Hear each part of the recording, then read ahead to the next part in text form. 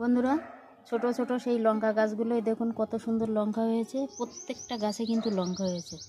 এই যে গাছ ছোট কিন্তু লঙ্কা হয়েছে ভালো। এখানে একটা টমেটো চারা হয়েছে, এটাতেও ফুল এসছে। এই টমেটো গাছটা কিন্তু দেখুন শুধু কত টমেটো হয়েছে। এই যে এখানে অনেকগুলো হয়েছে। এদিকে একটা ডাল গাছে, এই ডালটাও হয়েছে।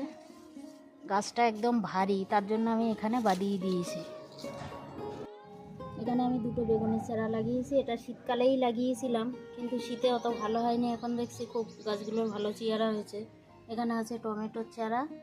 টমেটো গাছগুলো এবার ফুল হয়ে, বন্ধুরা, কারি পাতা গাছটার পাতা সব পড়ে গেছিলো, পড়ে আবার নতুন পাতা বেরিয়েছে, আবার এই ফুলও হয়েছে। এই যে আমি তো প্রথমে ভেবেছিলাম গাছটা মনে হয় মারাই গেছে। বন্ধুরা, এখানে আমি আলু গাছ লাগিয়েছি। দেখুন, আলু যখন তুলবো অবশ্যই দেখাবো আপনাদের। গাছটা কিন্তু সুন্দর হয়েছে। বন্ধুরা, আমি যে পেঁয়াজ গাছ লাগিয়েছিলাম আপনাদের আগেই দেখিয়েছিলাম, সেই গাছ থেকে দেখুন পেঁয়াজ কলি বেরিয়েছে।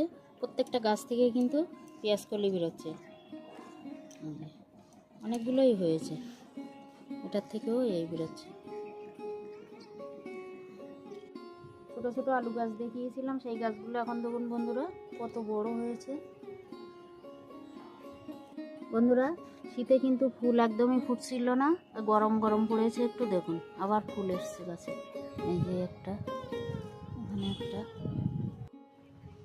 এখানে একটা লাল জবা ফুটেছে। এই জবাটা একদম অন্যরকম। এই যে একটা কুড়ি এসছে গাছটায়, ভালোই ফুল ফুটবে। লক্ষ্মী গাঁদা গাছ, লক্ষ্মী গাঁদা গাছগুলো ফুল ফুটেছে কত সুন্দর। এই ফুলগুলো কিন্তু অনেকটা শুকিয়েও গেছে। এগুলো আমি তুলে আবার বীজ রাখার জন্য রেখে দেবো। এখানেও একটা ফুল গাছ আছে, দেখুন এই ফুলটা কিন্তু হেবি সুন্দর দেখতে। কত কুড়ি আসছে গাছগুলো, সবে ফুল ফোটা শুরু হয়েছে। বন্ধুরা, ধনে পাতা গাছের সঙ্গে একটা ওলকপির চারা এসেছিল, আমি ওটা বসিয়েছিলাম। দেখুন গাছটা কিন্তু খুব সুন্দর হয়েছে। দেখা যাক ওলকপি হয় কি। এখানে একটা কুমড়ো গাছ আছে।